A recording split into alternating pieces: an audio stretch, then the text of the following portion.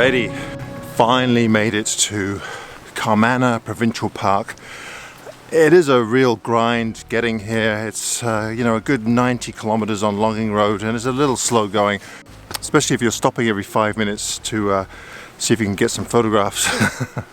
But we finally made it, so Jeremy and I are just going to make a quick jaunt to near the Stockman Grove, which I don't know, it's about 2 kilometers from the parking lot, and it's about 2 o'clock, so we don't have an awful lot of time, but it's absolutely gorgeous in here. I just love old growth forest, but getting some original photographs in here is going to be challenging. I have been here once before, some of you may remember, and I'll leave a link to the video. It was one of my first videos, and there's some classic compositions that everybody takes because they're classic, so coming up with something original is difficult, but I'll see if I can find something.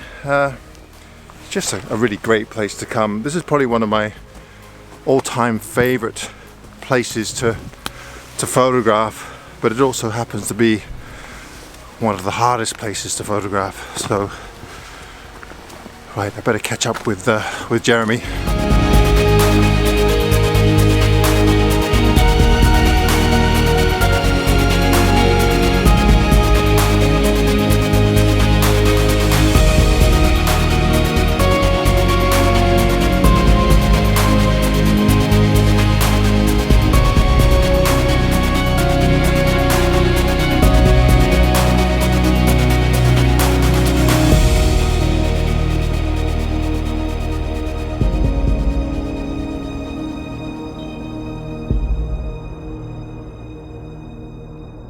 Alright, we made it into the Stockman Grove, but it's looking a little bedraggled, probably from all the windstorms.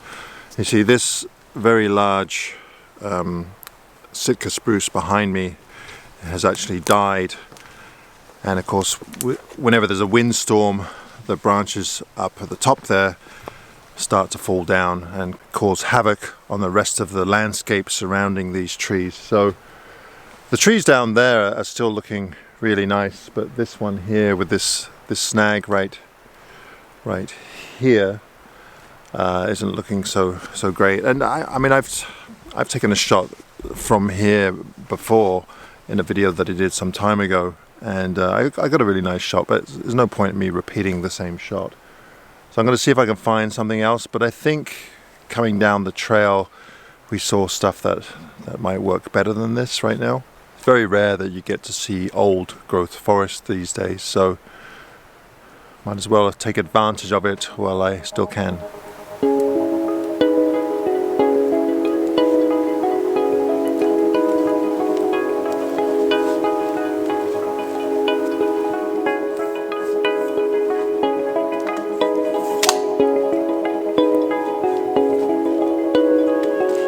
Okay, now if you watched most of my videos about photographing forests and trees, especially these large trees, you'll know that it's extremely difficult to kind of show their scale, and you can kind of see that in this image here with this video. This tree is massive, but if I'm standing in the foreground or close to the camera, it actually looks quite small. But watch what happens when I stand right next to the tree.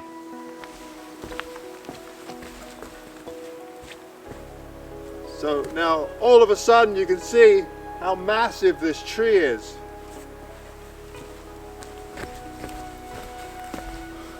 So as you can see, the only way that you can really get scale or show scale is by pretty much have someone standing next to the tree or something that you're familiar with to give the tree scale.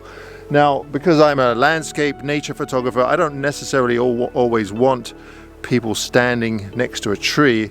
It's somewhat cliche, especially when they're wearing a red jacket like I'm wearing.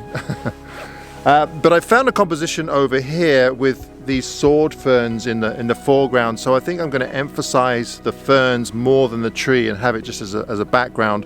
The light right now is actually really nice. It's overcast and subdued, but there's a little bit of directional light coming through, so it does give it some it does give these trees some dimension.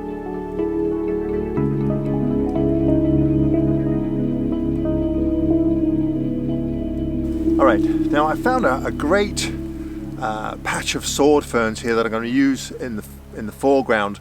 Now these are going to be the dominant part of the frame, and also by using a wide angle lens, I think I'm at 16 millimeters here, it's going to really emphasize those sword ferns.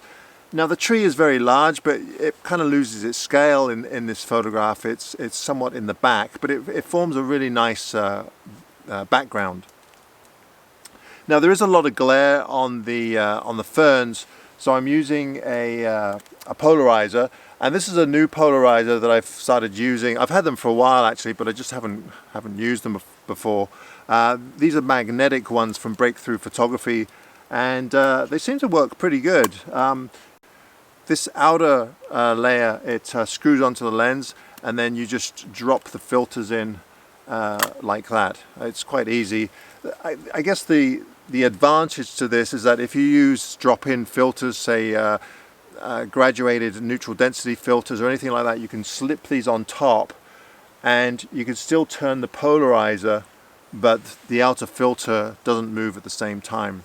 That's the biggest advantage to them. But it is quite handy just to drop them in rather than screw them in. So we'll just polarize this, and I'll probably take some with and without the polarizer, because sometimes I kind of like that sheen that you get on foliage. All right, and as far as focus goes, I'm going to focus on the tree at the back, and I'm stopped down to, I'll play it safe, f14. I could probably get away with f11 or f13, but I'm just going to go down to f14. And now that my shutter speed is pretty slow, it's 4 seconds, and ISO 64. Now I don't mind going down to 4 seconds because there's absolutely no wind in here whatsoever, so even if the shutter's open for 4 seconds, I'm not going to get any blurriness in the foreground.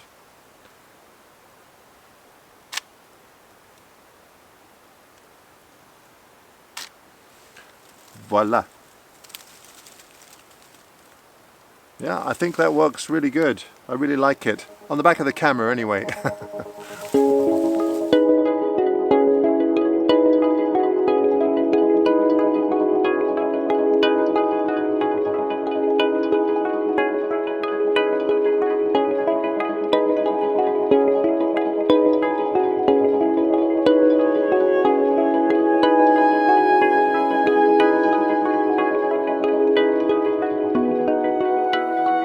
I ended up spending quite a bit of time in this location. I was really getting into it, and this image here is actually a pano. It's 2 horizontal images that I've stitched together.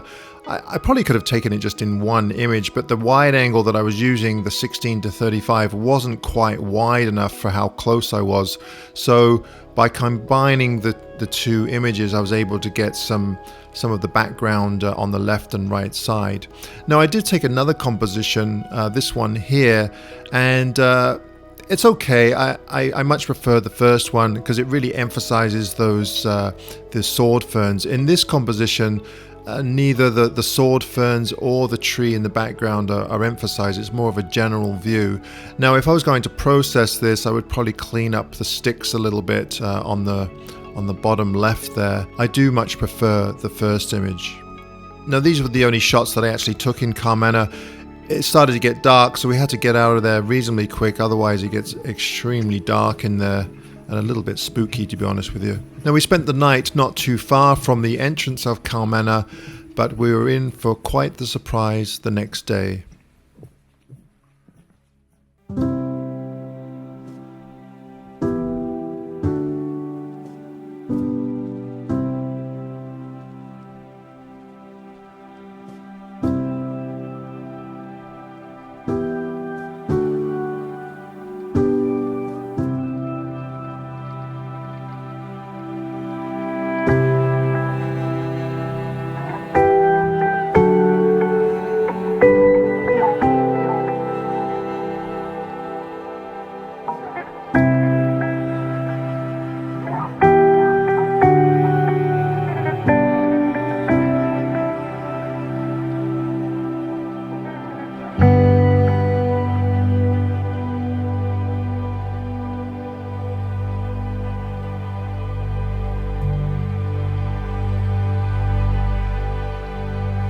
Okay, so out of nowhere, the temperatures have dropped all of a sudden, and it's calmed down a little bit now, but it's starting to snow. I don't want to get stuck out here. Still a good 80 or so kilometers from the nearest town. But yeah, this is fantastic. I'm hoping that we'll get a little bit more snow actually, because it'll look really good on the trees. So we've pretty much given up on Carmanah, but we're going to head towards a place called Nitnat Lake, and there's some really nice mossy big leaf maples out that way. So we'll try our luck out there. I thought we were done with the winter, but I guess not.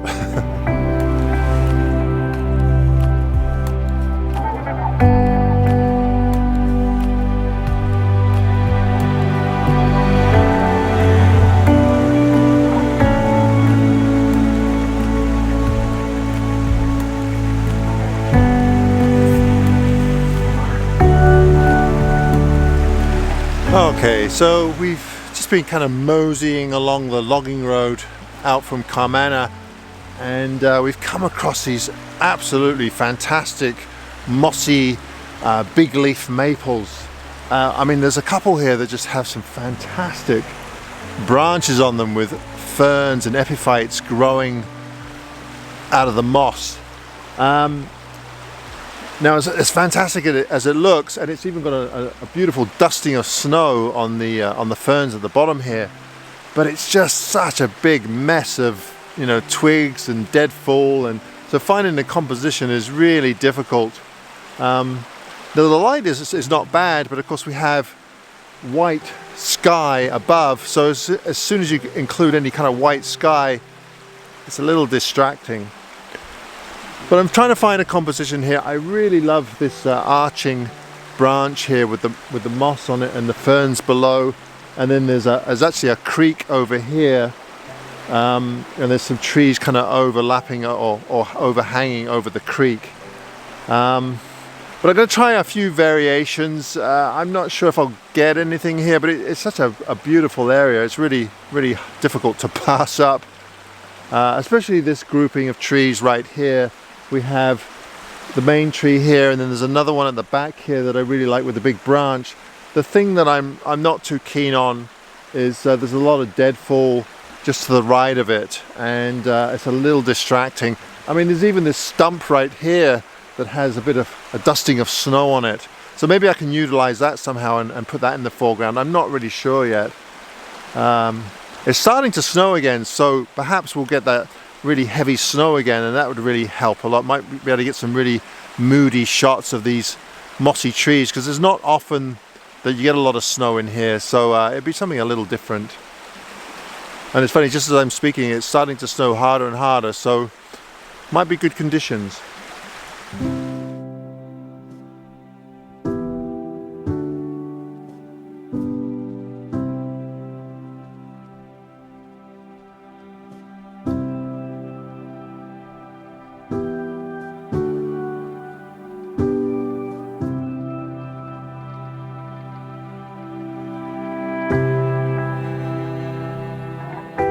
I was absolutely determined to get a photograph from this location. It was such a inspiring spot, but oh my goodness, it was just so busy. So in situations where I come to a forest where it's really busy like this, which is pretty much 99% of the time, I'll try to concentrate more on the details. Now, my general instinct, and probably many of you are the same, is you see these beautiful forests, and your initial reaction is to try and get a photograph of everything. And in cases like this, it's just so hard to do. Everything more or less has to be in place or perfect, and with these forests, it never is. So I try to concentrate on the smaller views, or the more condensed views that make up the larger picture. So I'll find one small detail or a medium shot, concentrate on that, and then maybe move on to something else. And then after a while, if you take 3 or 4 images, then you have a small body of work that represents that whole area, if that makes sense. I did try to take some images of the whole trees and those beautiful branches up high, but they just did not work. It was just too busy. too much chaos. But I was really happy with this image here. I think it captured the area quite nicely. It did start to snow quite hard, and if you zoom right in, you can see streaks of snow. But that's kind of why it has that ethereal look in the background. It's from the snow moving across the frame. So I was really quite happy with this image, considering how chaotic the whole scene was.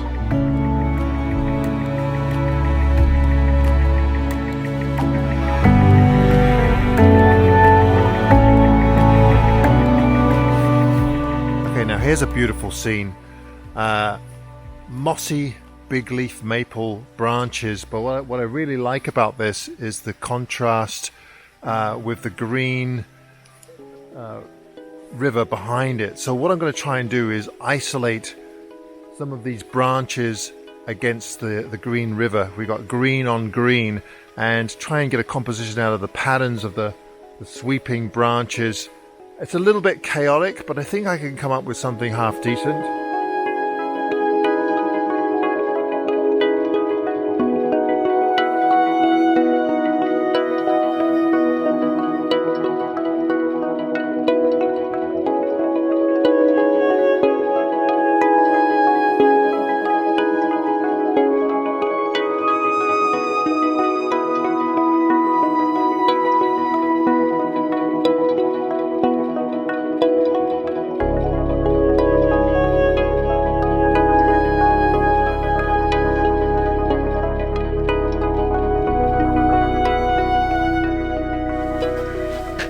Right, Jeremy, how do you find forest photography? Very difficult. A struggle. Fun. Fun. I can't be too negative, God. Uncle Grumpy. Yeah, that's right. I taught him everything he knows. You thought I complained a lot? You should listen to this guy. All right, everybody. Thanks ever so much for watching again this week. If you have any thoughts or comments about the images or the video, I'd love to hear about them in the comments below. And be sure to leave a thumbs up if you enjoyed the video. All right, everybody, thanks ever so much, and I'll catch you next week. Bye for now.